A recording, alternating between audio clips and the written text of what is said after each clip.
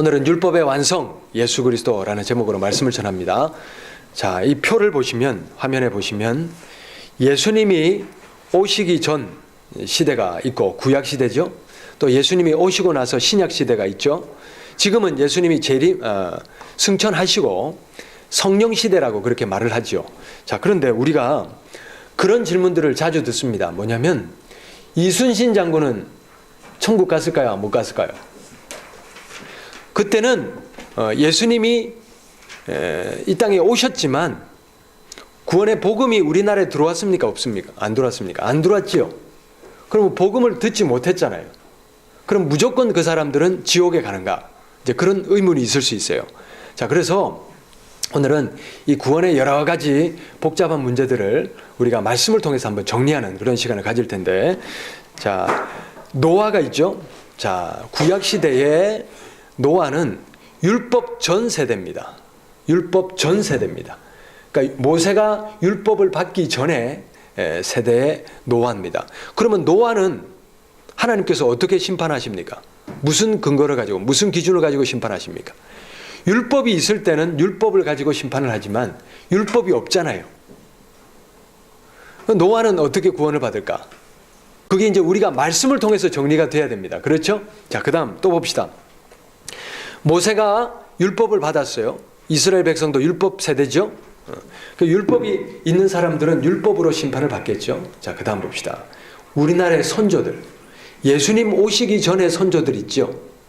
그 사람들은 율법도 모르고 예수님도 오시기 전이고, 이런 사람들은 또 무슨 기준으로 심판하시느냐.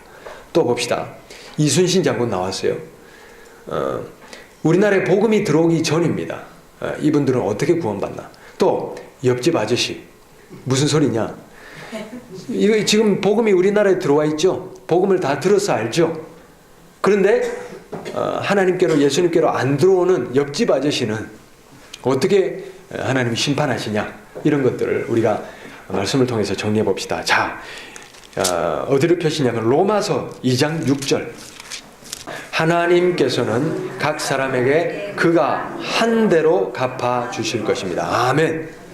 행한 대로 갚아 주십니다. 하나님은 행한 대로 갚으십니다. 자, 그 다음 어디를 찾느냐면 2장 12절부터 봅니다. 2장 11절부터. 자, 읽읍시다. 율법을 모르고 범죄한 사람은 율법과 상관없이 망할 것이요, 율법을 알고 범죄한 사람은 율법을 따라 심판을 받을 것입니다. 하나님 앞에서는 율법을 듣는 사람이 의로운 사람이 아닙니다. 오직 율법을 실천하는 사람이라야 의롭게 될 것이기 때문입니다.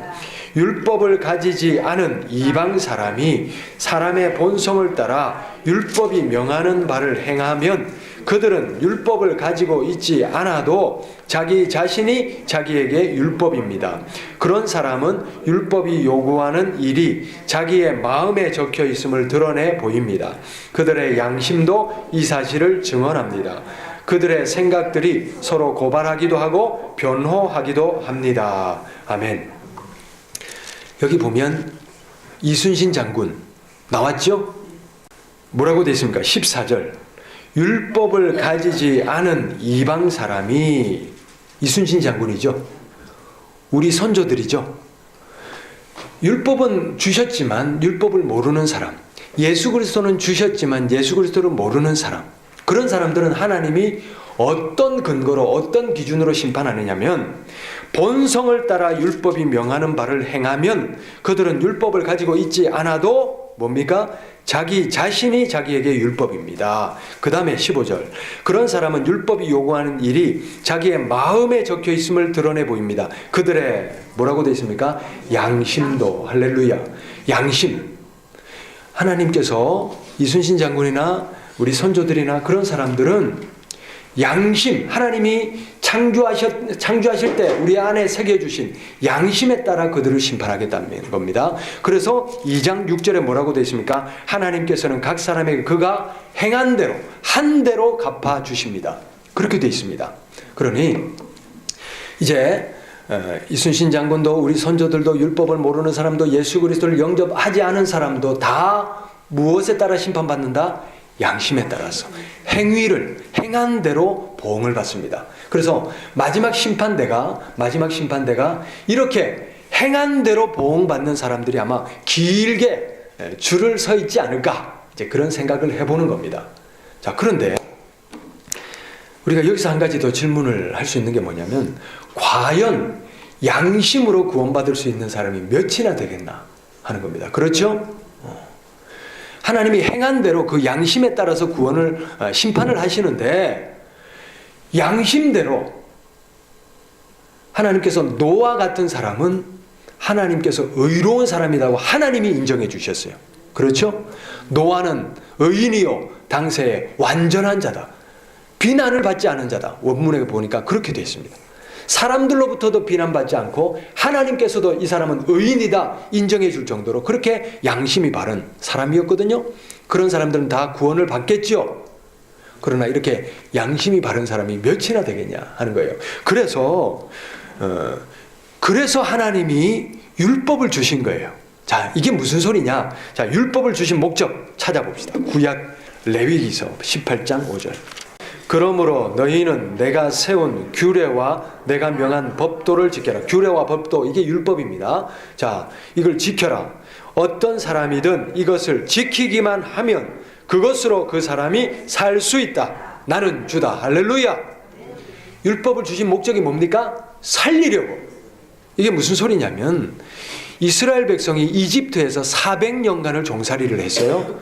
400년간 종살이 하면서 이 사람들이 아브라함, 이삭, 야곱, 요셉의 이 조상들로부터 물려받은 하나님에 대한 전승은 가지고 있지만, 구전으로 아브라함의 하나님이 이런 하나님이었다, 이런 전승은 있지만, 이 백성에게 과연 하나님이 계셨겠냐?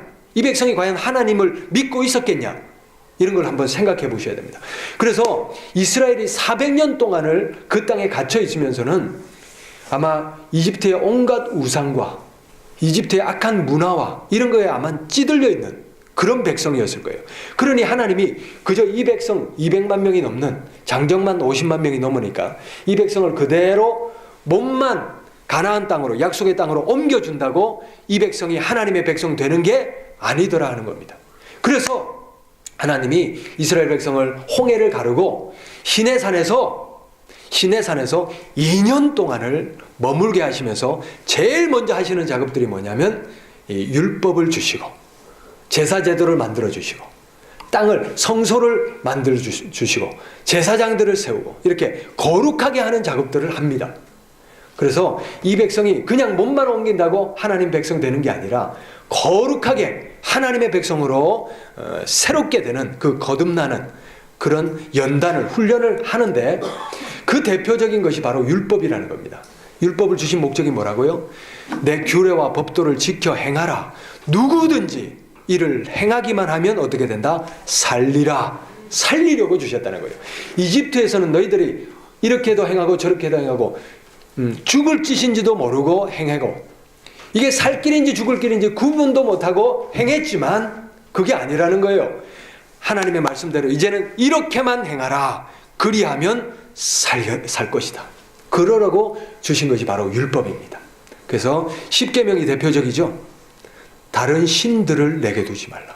이집트에서는 파라오도, 태양신도, 나일강도, 딱정벌레도 온갖 신들이 있으니까 그런 것들을 섬기며 살았지만, 다른 신들을 내게 있게 말라.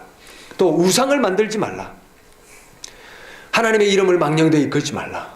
망령되이 일컫다는 말은 뭐냐면 잘못 사용한다는 겁니다. 하나님의 이름을 맹세하는 데나 사용하고 이런 거 있죠. 그게 망령되이 일컫는다 그 말이죠. 그리고 안식일을 기억하여 거룩하게 지켜라. 부모를 공경하라. 살인하지 말라. 간음하지 말라. 도둑질하지 말라. 거짓 증거하지 말라. 이웃의 집을 탐내지 말라. 이렇게만 행하라. 그리하면 살려주겠다. 살리려고 주신 거예요. 그래서 많은 사람들이 양심의 법을 따라가지만, 양심의 법으로는 이게 정말 양심이 살아서 이게 살 길인지 죽을 길인지 분별하고, 이건 안 되지, 이렇게 하면 안 되지, 그렇게 살아간다면 하나님께서 그 양심을 따라 구원해 주실 것입니다. 그러나 이 양심의 법마저도 무너지고 무엇이 살 길인지 죽을 길인지 모르는 이 백성들에게 살리려고 주신 것이 바로 뭐다? 율법이다. 자, 그런데 문제가 있어요. 이렇게 살리려고 율법을 주셨는데 사람들이 율법을 행하기보다는 어떻게 합니까? 범죄하죠. 범하죠. 부모를 공경하라 했는데 어떻게 합니까?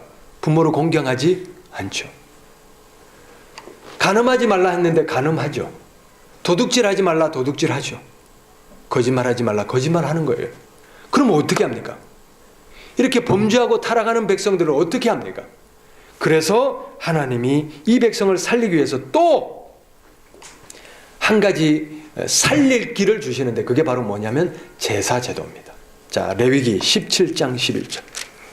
생물의 생명이 바로 그 피 속에 있기 때문이다. 피는 너희 자신의 죄를 속하는 제물로 삼아 제단에 바치라고 너희에게 준 것이다. 피가 바로 생명을 지니고 있기 때문에 죄를 속하는 것이다. 아멘. 이렇게 범죄한 사람들은 하나님이 살 길을 주셨는데 그게 바로 뭐냐면 속죄 제사입니다. 자, 가난한 사람들은 비둘기를 가지고 왔어요. 또 형편이 좀 나은 사람들은 염소나 양이나 소를 가지고 왔어요. 그래서 이 제물들을 가지고 와서 어떻게 하냐면 제물을 가지고 온 사람이 이 제물에다가 안수를 했어요. 양을 가지고 왔죠? 그럼 양 머리에다가 제가 가지고 왔으면 제가 안수를 한다는 거예요. 머리에다 손을 얹는다는 거예요. 그게 무슨 뜻이냐면 내 죄를 이제 다 이 양에게로 옮깁니다. 전가시킵니다. 이 말이에요. 그래놓고 그 양을 누가 잡느냐면 제사장이 잡고 그 피를 제단과 성전에다가 뿌리고 그 다음에 이 제물을 완전히 이제 다 태워서 그 연기를 다 태워서 이렇게 번제로 드리죠. 그래서 이게 무슨 의미냐면 피가 죄를 속하기 때문에 피 흘림이 있어야 죄가 사해진다는 거예요. 내가 죽을 죄인인데 내가 죄를 지었는데 나 대신 누구를? 이 짐승을 잡아서 속죄제물로 드리오. 하나님 이 제물 이 피를 받으시고 내 죄는 용서해 주세요. 그게 바로 속죄제사의 의미입니다. 자, 그런데요, 이 속죄제사라도 제대로 드리면 좋은데 인간들이 어떻게 하느냐? 말라기서 가봅니다. 구약성경 제일 끝에 책입니다. 참 기가 막힌 일이 일어납니다. 자, 이 구약의 마지막 때, 구약시대 말기에 어떻게 제사를 지내느냐? 말라기서 1장 8절 말씀. 다 같이 1장 8절 읽습니다. 눈먼 짐승을 제물로 바치면서도 괜찮다는 거냐? 절뚝거리거나 병든 짐승을 제물로 바치면서도 괜찮다는 거냐? 그런 것들을 너희 총독에게 바쳐보아라. 그가 너희를 반가워하겠느냐? 너희를 좋게 보겠느냐? 나 만군의 주가 말한다. 하나님 앞에 어떤 제물을 가져와야 됩니까? 첫 제사를 드릴 때 보면 털을 일일이 다 들춰봤어요. 혹 흠이 있을까 봐. 그래서 정말 완전한 제물로 하나님 앞에 정성스럽게 그렇게 갖다 바쳤어요. 그런데 이 마지막 말라기 때는 어떻습니까? 병들어서 농사에도 쓰지 못하는 거, 아이 저거 성전에나 갖다 불태워라. 먹지도 못하는 거, 절뚝거리는 거, 이런 짐승들 폐기 처분하면서 성전에 갖다가 불을 태웁니다. 그러니 하나님께서 이 제사를 받으시겠습니까? 이 제물이 죄를 속하겠습니까? 하나님이 뭐라고 한탄하시냐면 10절 말씀. 나 만군의 주가 말한다. 너희 가운데서라도 누가 성전 문을 닫아 걸어서 너희들이 내 제단에 헛된 불을 피우지 못하게 하면 좋겠다. 나는 너희들이 싫다. 나 만군의 주가 말한다. 너희가 바치는 제물도 이제 나는 받지 않겠다.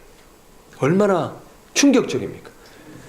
나는 이 헛된 제사를 더 이상 못 가져오도록 누가 성전문을 좀 닫아다오. 제사장도 버젓이 그런 제물 받아가지고 불태우고, 아무도 이 헛된 제사, 거짓된 제사, 악한 제사를 막아내는 사람이 없는 거예요. 하나님이 한탄하십니다. 이 짐승들이 이렇게 끌려 나와서 이렇게 도살하다 보면 배설물을 흘리잖아요.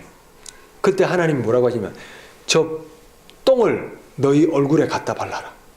하나님이 그 정도로 하나님이 모독을 당하시는 거예요. 모욕을 당하시는 거예요. 제발 성전문을 좀 닫아다오. 어떻게 이런 제사가 속죄함을 얻겠습니까? 그 다음 12절 말씀.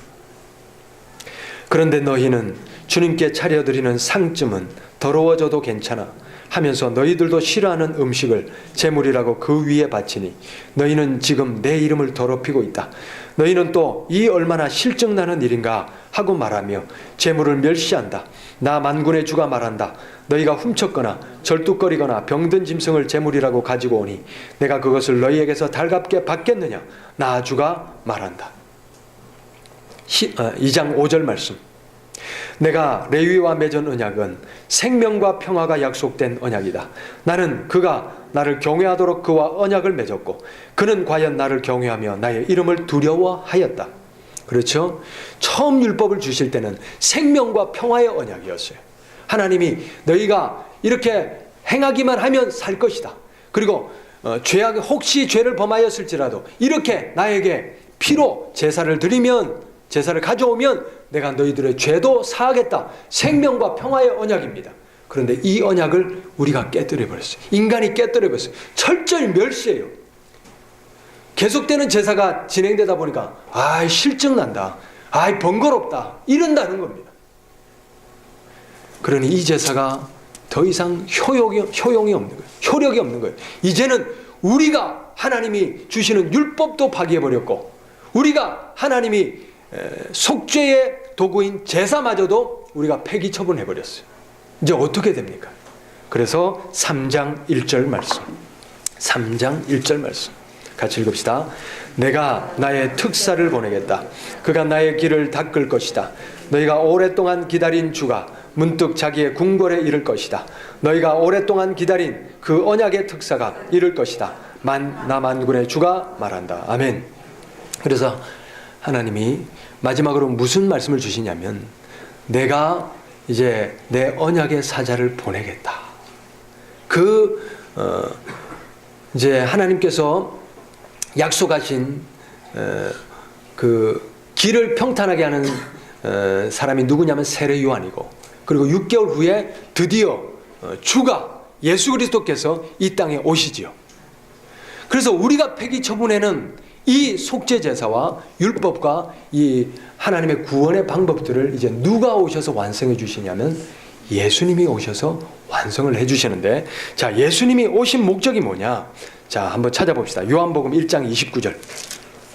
다음 날 요한은 예수께서 자기에게 오시는 것을 보고 말하였다. 보십시오, 세상 죄를 지고 가는 하나님의 어린 양입니다.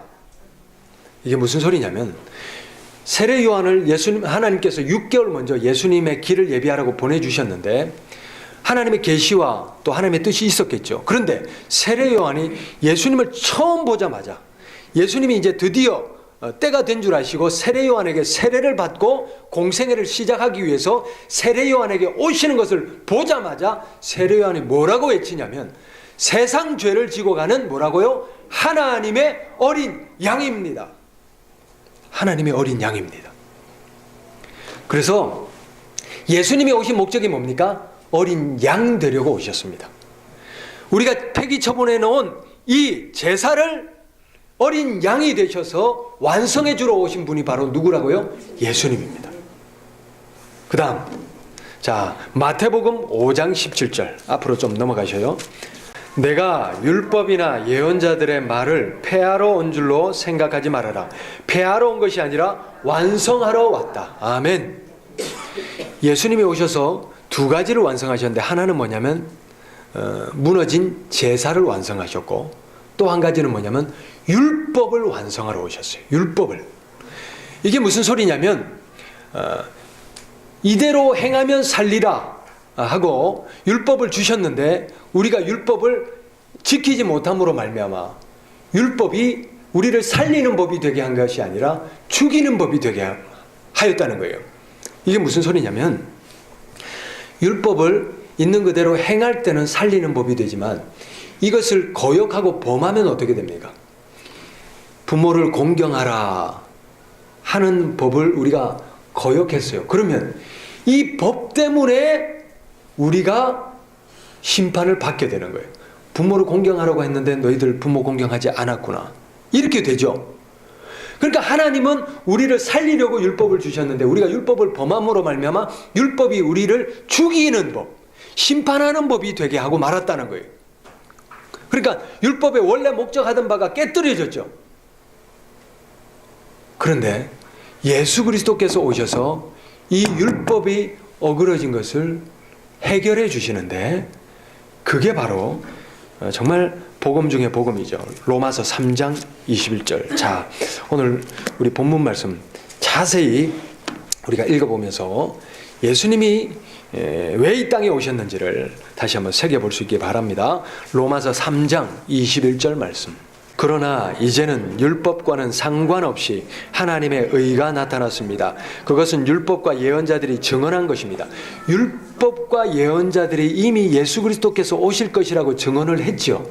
이제 오셨어요. 그 다음 22절.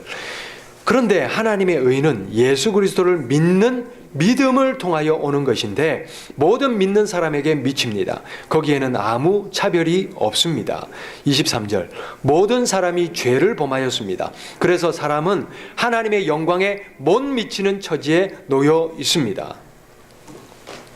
아까 양심의 법으로 율법도 없고 예수님도 없는 사람은 무슨 법으로? 양심의 법으로 행한 대로 하나님께서 심판하신다 말씀드렸어요. 그런데 양심의 법으로는 구원받을 육체가 없다. 왜? 이순신 장군, 우리가 알고 있는 이순신 장군, 그러나 그가 이면에 어떤 삶을 살았는지 누가 압니까? 그렇죠? 양심이라는 건 뭐냐면 이게 완벽해야 되잖아요. 완전해야 되잖아요. 근데 모든 사람이 죄를 범하였음에, 이게 무슨 소리냐면 죄를 조금만 짓든 죄를 너무나 많이 짓든 하나님의 영광에 못 미치는 것은 마찬가지라는 거예요. 마치 사다리가 저기까지 가야 되는데 1m가 모자란 것이나 1km가 모자란 것이나 모자라기는 다 마찬가지라는 거예요. 죄를 많이 지었냐 적게 지었냐 이게 아니고 모든 사람이 죄를 범하였기 때문에 이 양심의 법이 어그러지고 깨뜨려져 있고 무너져 있기 때문에 하나님의 영광에 못 미친다는 거예요. 그러니 어떻게 됩니까? 24절. 그러나 사람은 그리스도 예수 안에서 얻는 구원으로 말미암아 하나님의 은혜로 값없이 의롭다는 선고를 받습니다. 하나님께서는 이 예수를 뭐라고 되어 있습니까? 속죄 제물로 내주셨습니다. 그것은 그의 피를 믿을 때에 유효합니다. 할렐루야. 이제 죄를 지었으니 구약시대 때는 속죄 제사로 그 피의 죄의 사함을 받았죠. 그런데 예수님께서 이 땅에 오신 목적이 뭐라고요? 하나님의 어린 양이로다. 그래서 어린 양으로 오신 예수님께서 십자가에 달리시고 그 피와 모든 것을 쏟아 주셨어요. 피 흘림을 주셨어요.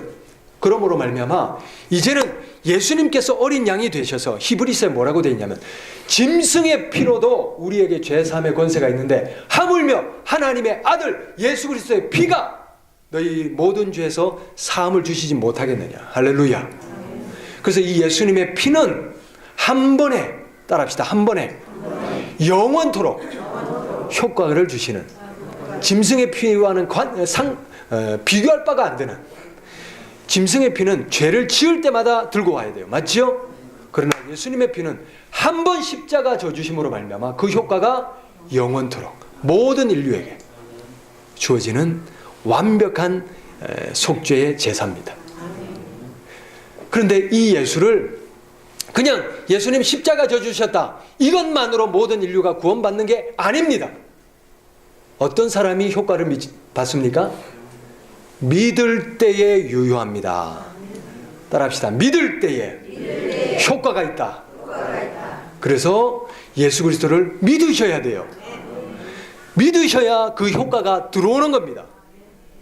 예수님 십자가 져셨다고 옆집 아저씨 그대로 그냥 구원받는 게 아닙니다. 누가 효과 받습니까? 믿는 사람이 효과를 받습니다. 그래서 율법은 행함으로 구원을 받지만 율법을 행함으로 구원받는데 율법을 행하기가 쉽습니까? 어렵습니까? 어려워요. 율법을 범했어요. 율법이 죽이는 법이 되게 하고 말았어요. 그래서 하나님이 우리를 구원해 주시기 위해서 마지막 보루로 누구를 보내주셨다? 예수님을 보내주셨다. 이제는 이 예수 그리스도께서 십자가 져주심으로 우리를 위해서 속죄제물 되어 주셨다. 이제 예수 그리스도를 믿는 사람들에게, 믿음으로 영접하고 믿음으로 모셔드리고 믿음으로 받아들이는 사람에게 이 효과가 미친다. 그래서 하나님이 율법을 우리를 살리려고 주셨고 속죄제사도 우리를 살리려고 주셨듯이 예수 그리스도도 우리를 살리려고 보내주신 분이십니다. 그러므로 여러분, 양심의 법을 따라 구원 얻기는 힘듭니다. 그러므로 예수 그리스도를 믿음으로 우리가 어떻게 보면 은혜로 쉽게 구원 얻으라고 보내주신 분이 바로 예수 그리스도십니다. 그러므로 우리 모두는 예수 그리스도를 다 믿음으로 받아들이시기를 바랍니다. 26절 말씀. 하나님께서 오래 참으시다가 지금 이때에 자기의 의로우심을 나타내신 것은 하나님은 의로우신 분이시라는 것과 예수를 믿는 사람은 누구든지 의롭다고 하신다는 것을 보여주시려는 것입니다. 의롭다고 어떻게 한다고요? 하여 주시는 거예요. 우리가 노아처럼 의인은 아니잖아요. 우리가 의인 아니잖아요. 그러나 의인이 아닐지라도 예수 그리스도의 피를 믿음으로 받아들이면 우리를 의롭다고 해주신다니까요. 내가 의인이 아닌데 의롭다고 여겨주신다니까요. 이게 얼마나 은혜입니까? 나는 죄인인데 나를 의인으로 여겨주시는 거예요. 그 다음 25절 끝에 뭐라고 되어 있습니까? 사람들이 이제까지 지은 죄를 너그럽게 보아주심으로써 자기의 의를 나타내시는 것. 너그럽게 보아주신다. 개역 개정판에는 간과해 주신다. 이렇게 되어 있어요. 죄를 지었습니까? 안 지었습니까? 지었지요. 죄가 있습니까? 없습니까? 있지요. 있는데 죄를 어떻게 한다? 덮어주시는 거예요. 너그럽게 보아주시는 거예요. 지나쳐 주시는 거예요. 그래서 구원받는 거예요. 죄가 없어서 구원받는 것 아니에요. 나는 여전히 죄인인데 예수 그리스도의 피값을, 피공로를 믿음으로 받아들이는 것, 이것만 한 것뿐인데 이 은혜로 말미암아 우리의 죄도 간과해 주시고 또 정죄하지 않으시고 우리를 의롭다고 여겨주시는 오직 하나님의 은혜로 구원받는 것입니다. 이 얼마나 놀라운 은혜입니까? 그래서 오늘은 하나님이 왜 예수님을 보내주셨나?